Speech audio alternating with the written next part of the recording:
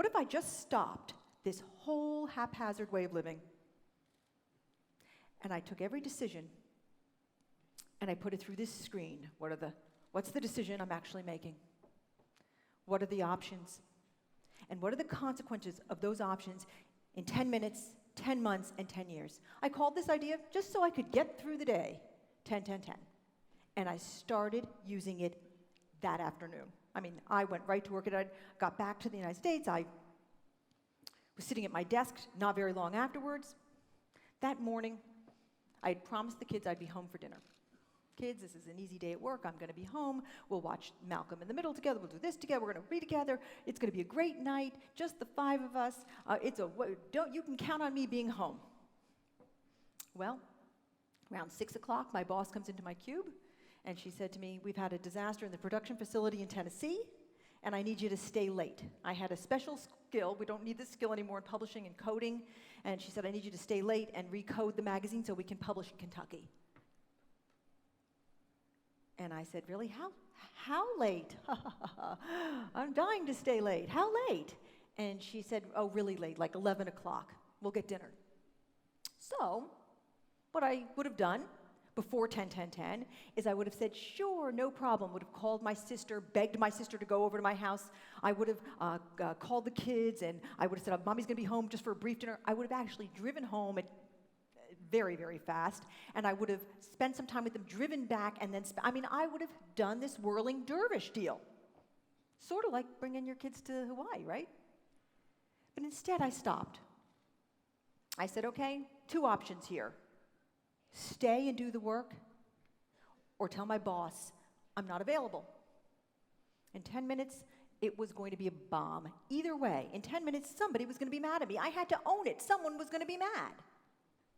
In 10 months, this was a different picture, because in 10 months, you can make it up to kids.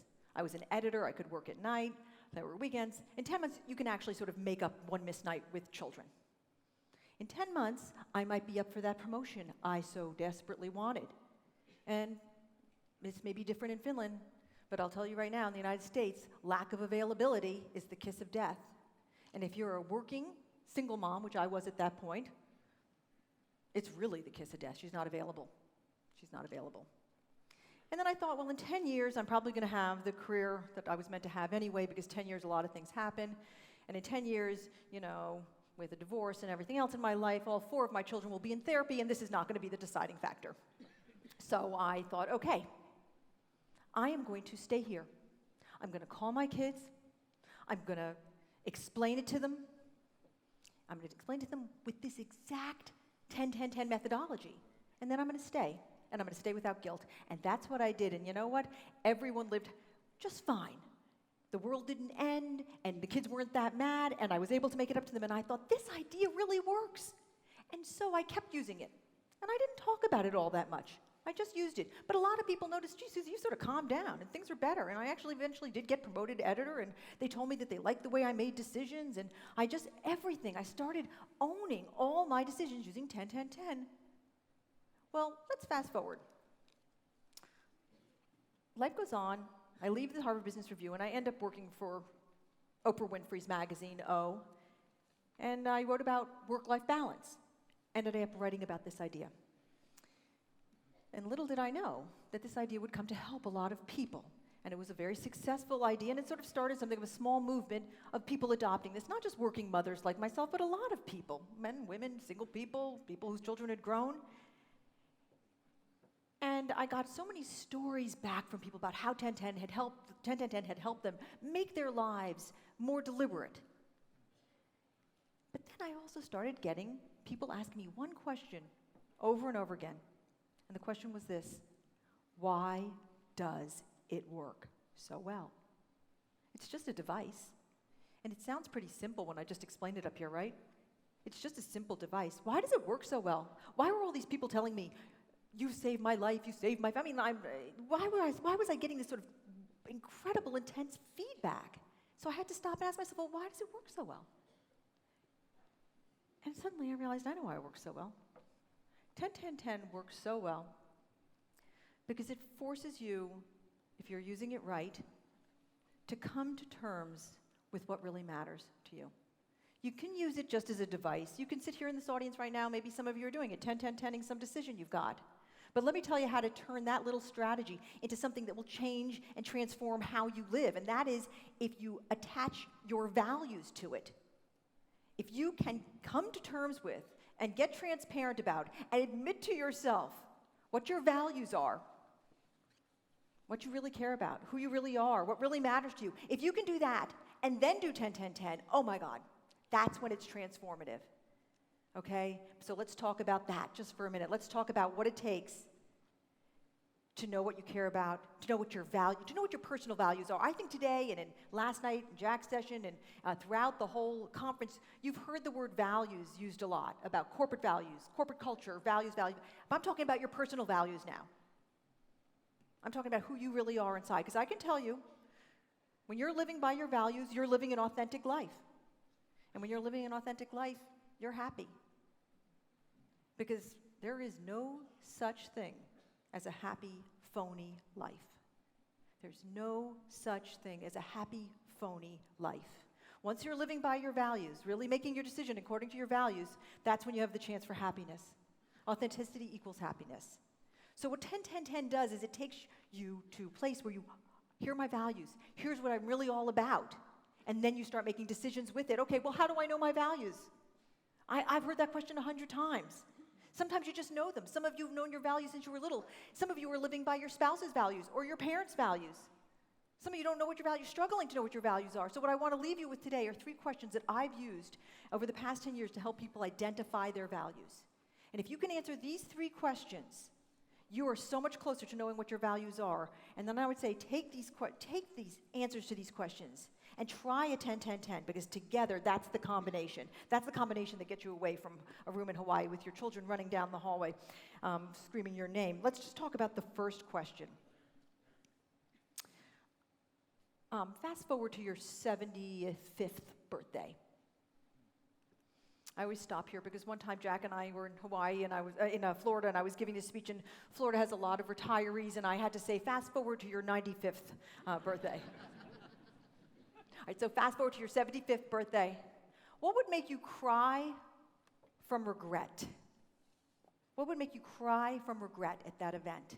I have heard every kind of answer to this question. I've heard that I never reconciled with my daughter, that I never beat that demon alcohol, that I wrecked the family company.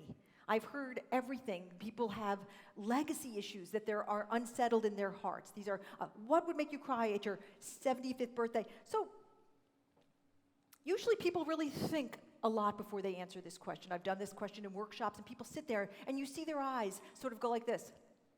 And they're thinking. But one time I did this with a friend I'd known for a long time. He was having huge troubles in his life.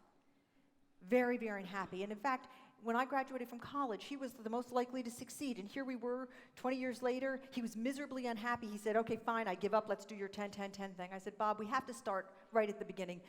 Let's start with your values. What would make you cry at your 75th birthday? Instant answer. No pause. Oh my God, that's easy. The knowledge that my obituary would not appear on the front page of the New York Times.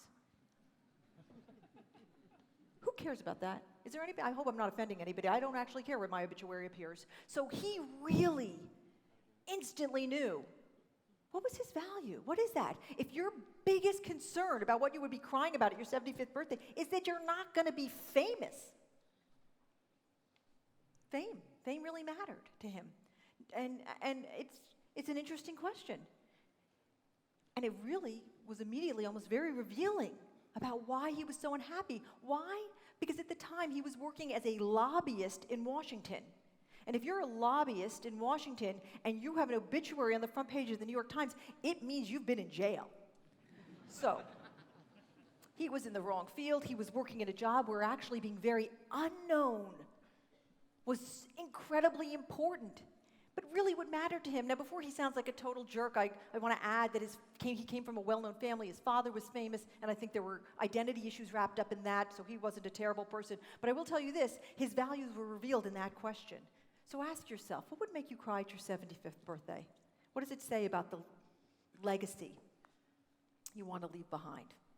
The second question is, what do you want people to say about you when you're not in the room? This is about character. Is it some of the answers I've heard before? That I'm kind, that I'm smart, that I'm rich, that I raised good children in terrible circumstances. I mean, I've heard so many different answers to this. It's about what you want to be known for, with your character, when nobody is making it up to your face. I had a friend, she had an amazing life. She was a showgirl in Las Vegas. She had a child with a guy who was probably something of a gangster. It didn't work out. She raised the child on her own. She went on. She had sort of this amazing life, and the child went off to college, and we were doing a 10-10-10 together, and I said to her, Lee, you know, what do you want people saying about you when you're not around? And she said, oh, Suzy, I don't give a damn. And she was a person who just didn't care. That's a huge knowledge about yourself when it comes to your values. I've seen people make decisions based on what people in their social groups are saying about them, but they don't really want to live by those people's rules. So you have to ask yourself, what is it that you want to be known for in your character? Are you living by it? Or are you making decisions not based on that? Do you want to know being kind and candid, and you're not kind and candid at all? Third question, last question. What did you love about your childhood, and what did you not love or hate about your childhood? This is a lifestyle question. And a lot of people love certain things about their childhood, and they hate certain things about their childhood, and they repeat them all. And it's your choice, actually, just to repeat the stuff that you loved. And yet so many people have secrets in their family, and they had that when they were young, and then they continue it. And so I ask you to put that question also in the mix. So these three questions before you do 10-10-10. What would make you cry at your 75th birthday? What do you want people to say about you when you're not there? What did you love about your upbringing, and what didn't you love? And are you letting go of the stuff you didn't love and living a life of decisions that put you doing the stuff you do that you did love? Are you creating the kind of lifestyle that you want? And then you take these 10-10-10, these values, and you feed them into your 10-10-10 decision, and you get these more authentic, more deliberate decisions. Now, caveat, I'm not saying that life doesn't happen and things don't happen to us that are out of our control. I mean, I am tomorrow, by the way, 54 years old, and I know well enough that terrible things happen in your life that you have no control over. Somebody gets sick, you lose somebody that you love, you lose a job, you get fired, a kid goes off the rails. All those things happen. I'm not discounting that, but I'm going to make the case to you, and hope that you give it a chance. The case that we actually can control so many more decisions than we give ourselves credit for, and that it actually begins with this shift in mindset. This shift in mindset that instead of reacting to events and having reactive mindset with decisions, that we own our decisions, and we think about our values, and we put those together, and we have a lifestyle, an authentic life. Because as I said, there is no such thing as a happy, phony life, and you can be as successful as you want in business, and so many of you are, and just by being here, you show your thirst to be successful in business. But it all starts with where you are, centered as a human being. I think the way into that, the way into sort of building that foundation of authenticity is with your decisions, and I invite you to try 10-10-10.